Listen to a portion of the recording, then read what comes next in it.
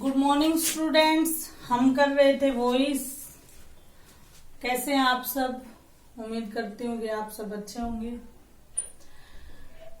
और सरस्वती जी को नमस्कार करते हुए आज फिर हम हमारी क्लास शुरू कर रहे हैं। भगवान आपको सद्बुद्धि दे, सदिच्छा दे, पढ़ाने का करेज प्रदान करे और हमें भी आपको पढ़ने का करेज दे और हमें पढ़ाने का करेज दे। आशा करती हूँ कि आपको वॉइस अच्छे से समझ में आ रहे होंगे, आपके कंसेप्ट क्लियर होंगे। फिर भी कोई डाउट होगा तो आप क्लियर कीजिए, पूछिए।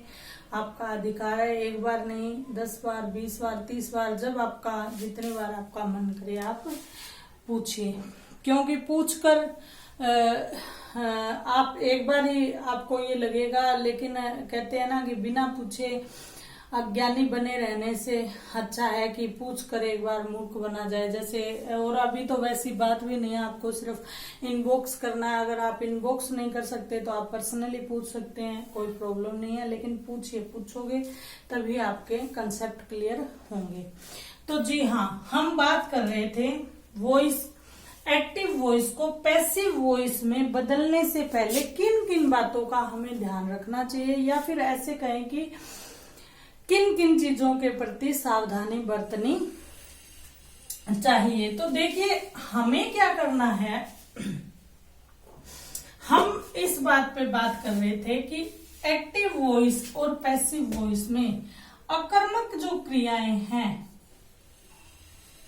अकर्मक या फिर इंट्रांजिटिव जो क्रियाएं हैं उसमें पैसिव वॉइस बनता है। और यदि बनता है तो कहाँ बनता है और कहाँ नहीं बनता।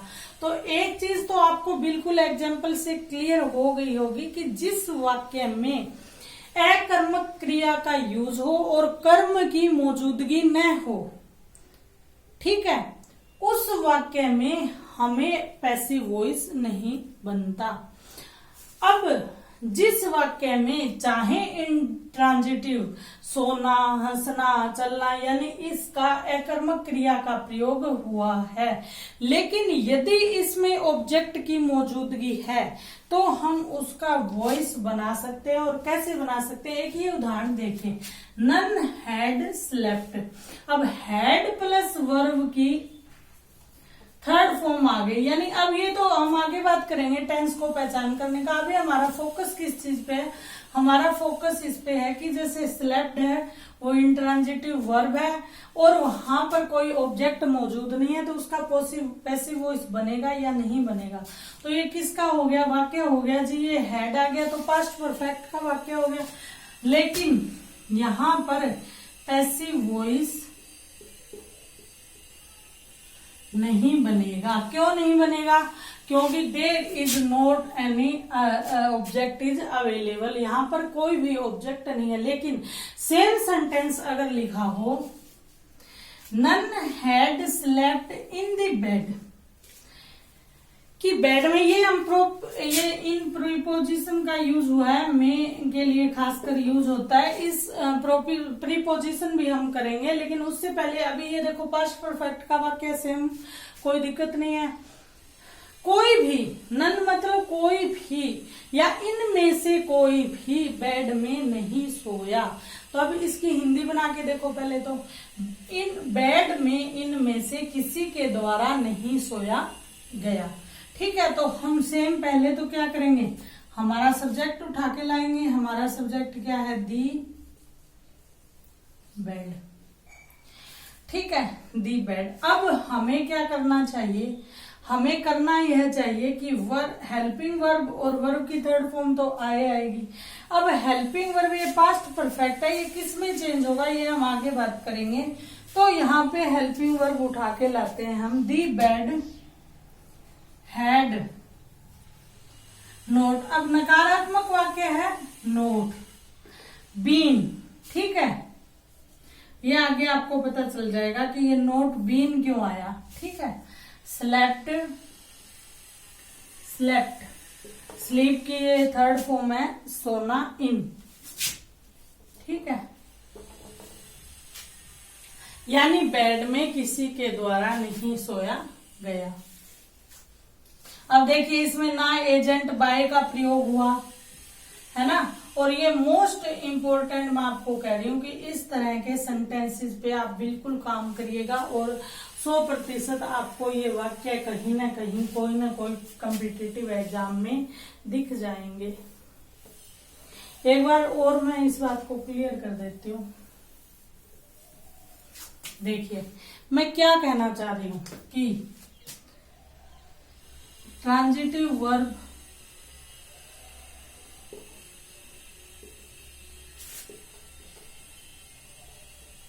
नंबर 1, नंबर 2 इन ट्रांजिटिव वर्ब। ठीक है, ट्रांजिटिव वर्ब इन ट्रांजिटिव हमने अच्छी तरह पहले की भी हुई है सकर्मक, लेकिन इस पॉइंट पे मैं इतना फोकस इसलिए कर रही हूँ कि हाल ही में कॉम्पिटिटिव एग्जाम की घोषणा अनाउंसमेंट हुई और कहीं ना कहीं आपके ये काम आ जाए। इंट्रांजिटिव अकर्मक क्रिया।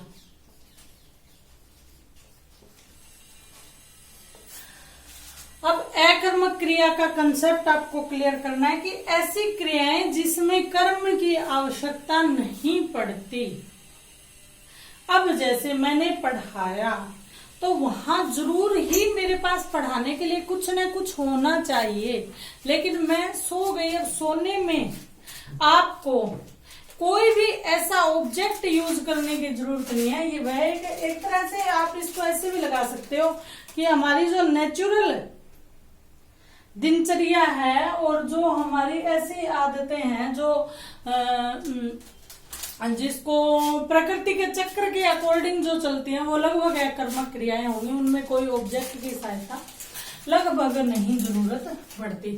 अब क्या होता है कि पैसिव वॉइस इंट्रांजिटिव वर्ब में नहीं बनता।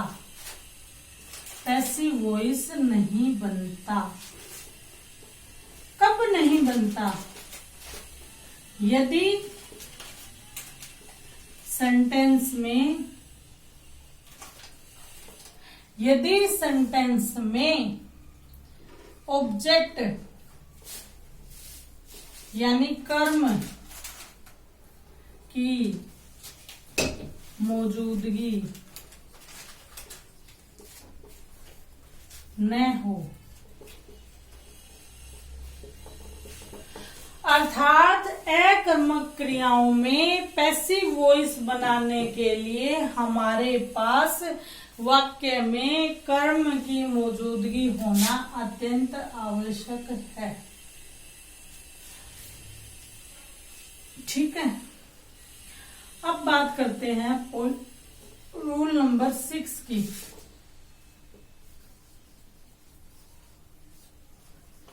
Rule number 6। अब रूल नंबर 6 हमें क्या कहता है? रूल नंबर 6 ये कहता है हमें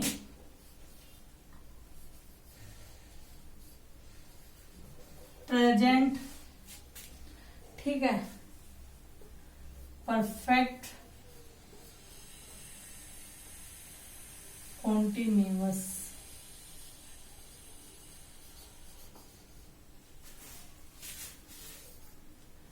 पास्ट परफेक्ट कॉन्टिन्यूअस, ठीक है, फ्यूचर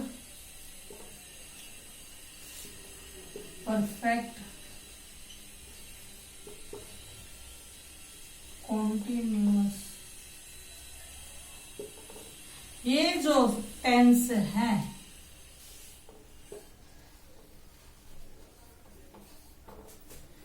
इन टेंस का पैसिव वॉइस नहीं बनता। क्या नहीं बनता? पैसिव वॉइस नहीं बनता। ठीक है, यानी present perfect continuous, past perfect continuous, future perfect continuous, और एक सेंटेंस और है जहां पैसिव वॉइस नहीं बनता। वो क्या है? Future continuous.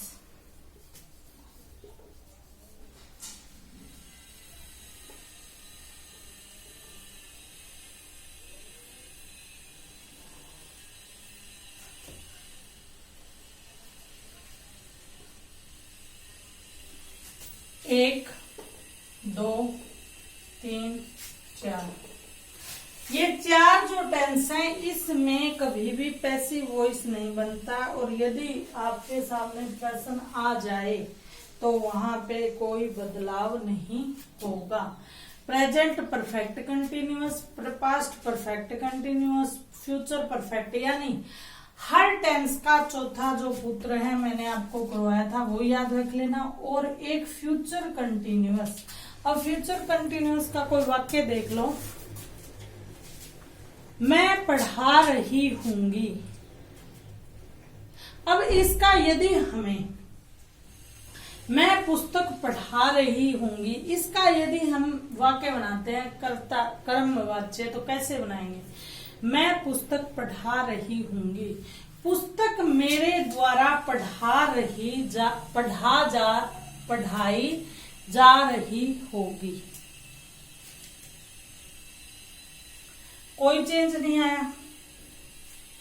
Perfect present perfect continuous का टेंस का एक सेंटेंस लेते हैं, मैं पिछले 2 घंटे से पढ़ा रही हूं। तो इसमें अगर आप चेंज करेंगे तो मेरे द्वारा पिछले 2 घंटे से पढ़ाया जा रहा है, यानी इन वाक्यों में कोई भी पैसिव वॉइस बनने की संभावना नहीं है, क्योंकि पैसिव वॉइस है उसमें क्या है कि जो क्रिया है उसका टेंस में बदलता है, लेकिन यहाँ पर कोई चेंज नहीं आएगा। तो हमारे पास कितने सेंटेंस बच गए? 8 सेंटेंस बच गए, टेंस बच गए, सॉरी 8 टेंस बच गए, जिस पे हमें एक्टिव वॉइस से पैसिव वॉइस हमारे द्वारा बनाया जा सकता है। कौन कौन से? प्रेजेंट के लिख लेते हैं, ये हो गया प्रेजेंट। तो प्रेजेंट इंडेफिनिट,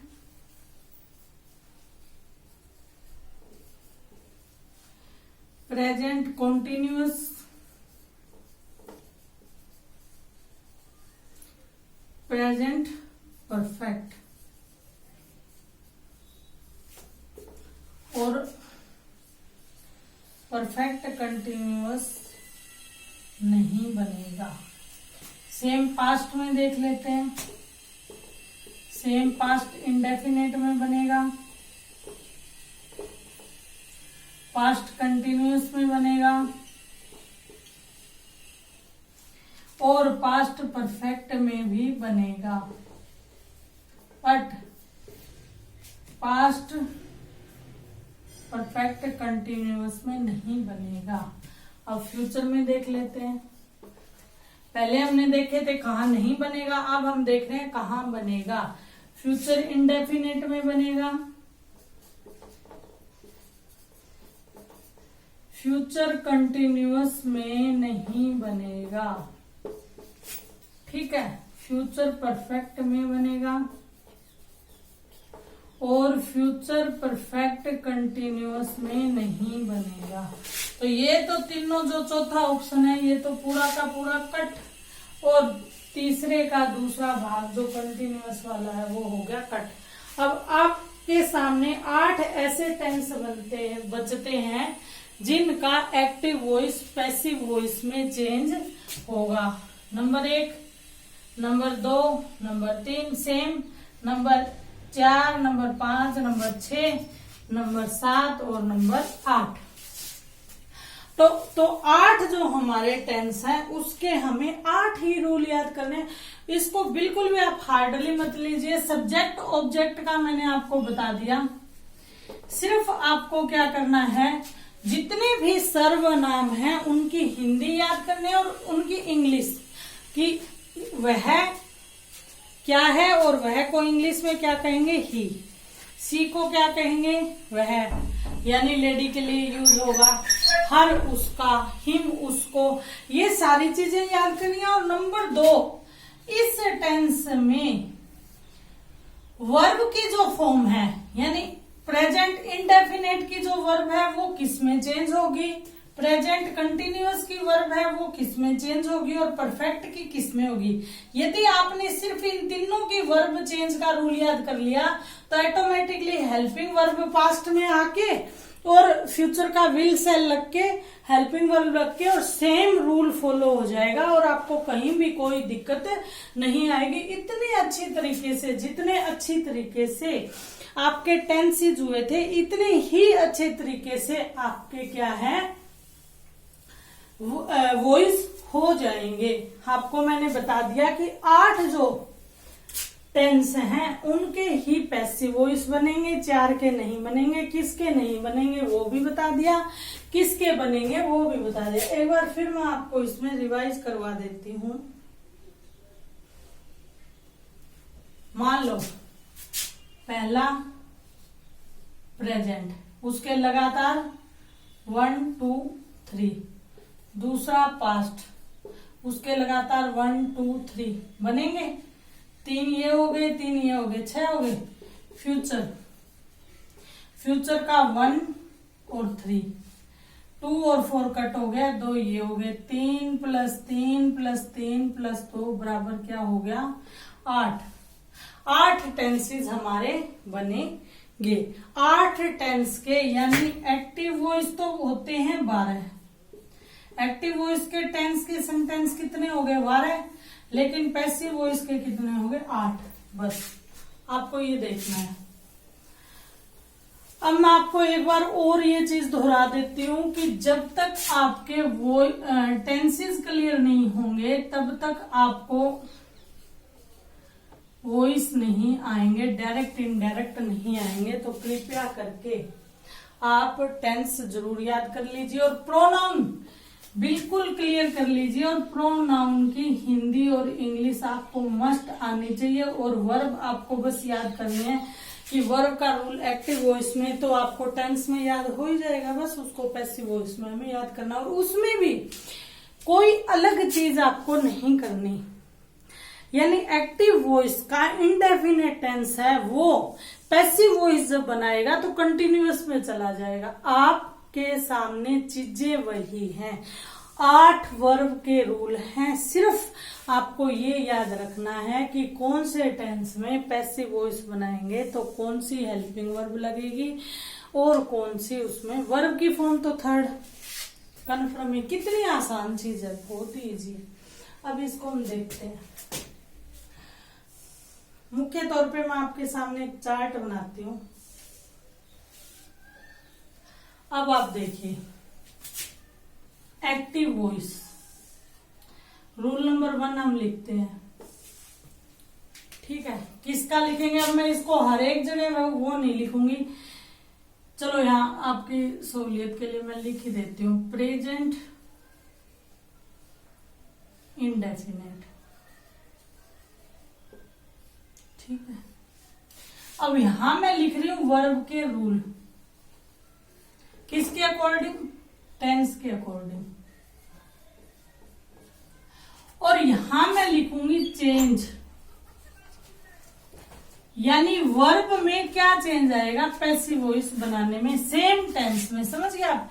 यानी प्रेजेंट इंडेफिनेट है तो वो अगर पैसिव वॉइस बनेगा तो वो कौन सी वर्ब अपने साथ लेगा ये मैं लिखूंगी। यहां मैं लिखूंगी टेंस का यूज, ठीक है। टेंस में हम यानी एक्टिव वॉइस कैसे बनाएंगे और सेम पैसिव वॉइस में वर्ब एक बार मैं आपको समझा रही हूं। प्रेजेंट इंडेफिनेट, दूसरा होगा प्रेजेंट कॉन्टिन्यूअस, तीसरा होगा प्रेजेंट परफेक्ट, ठीक है। चौथा होगा पास्ट। अब दोबारा तो वो चीज लिखने की जरूरत नहीं है ना कि प्रेजेंट परफेक्ट कंटिन्यूअस में नहीं बनेगा, वो आप ऑटोमेटिकली समझ लेना, कट हो गया। पांचवा हो जाएगा पास्ट कंटिन्यू, छठा हो जाएगा पास्ट परफेक्ट।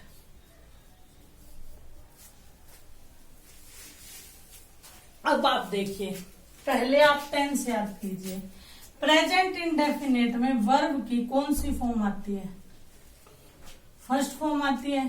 सिंगुलर हो तो एस या ईएस, और यदि प्लूरल हो तो ओनली वर्ब की फर्स्ट फॉर्म में यहाँ और लगा के लिख भी देती हूँ। ठीक है, ये प्लूरल के लिए और ये सिंगुलर के लिए, समझ गए। अब कंटिन्यूअस में क्या होता है? Helping verb.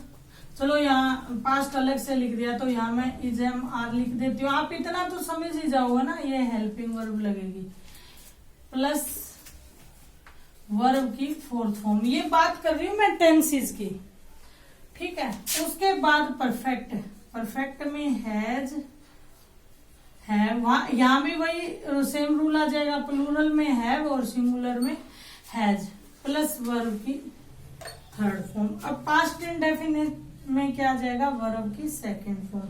पास्ट कंटिन्यूअस में वाज, वो सेम, सिंगुलर के लिए वाज, प्लूरल के लिए वर प्लस वर्ब की फोर्थ फॉर्म, और परफेक्ट में क्या आ जाएगा? हैड प्लस वर्ब की थर्ड फॉर्म। अब यदि एक्टिव वॉइस में ये सेंटेंस जो वर्ब के प्रयोग ये हो तो आपको वहां पैसिव वॉइस में वर्ब का कौन सा प्रयोग करना है? तो ये चेंज किस में हो जाएगा? प्रेजेंट इंडेफिनेट टेंस किस में हो जाएगा? प्रेजेंट कॉन्टिन्यूअस में चेंज हो जाएगा। इसको आप याद कर सकते हैं, पहले में दूसरा, यानी फर्स्ट टेंस की जगह किस में चेंज हो जाएगा? दूसरे में। अब प्रेजेंट कॉन्टिन्यूअस में कोई चक्कर में पड़ने की जरूरत नहीं, सिर्फ ये देखिए प्रेजेंट कंटिन्यूअस का रूल क्या है। प्रेजेंट कंटिन्यूअस का रूल है इज, एम, आर और प्लस वर्ब की यहां पर जो फोर्थ फॉर्म है उसको सिर्फ थर्ड फॉर्म में लिखना है और आपका पैसिव वॉइस तैयार। आज के लिए हम करेंगे इतना ही, क्योंकि समय की अपनी सीमा है। नेक्स्ट क्लास में हम इस चार्ट को कंप्लीट करेंगे और आपको बड़ा अच्छा फील हुआ होगा कि एक ही मिनट में आपने एक पैसिव एक्टिव वॉइस को पैसिव वॉइस में चेंज करना सीख लिया। आप बने रहिए, विश्वास रखिए, ऐसे कि ऐसे हम पूरे एक्टिव वॉइस को क्लियर कर लेंगे। और आज के लिए इतना ही, मिलते हैं कल नेक्स्ट क्लास में। Okay, bye, thank you.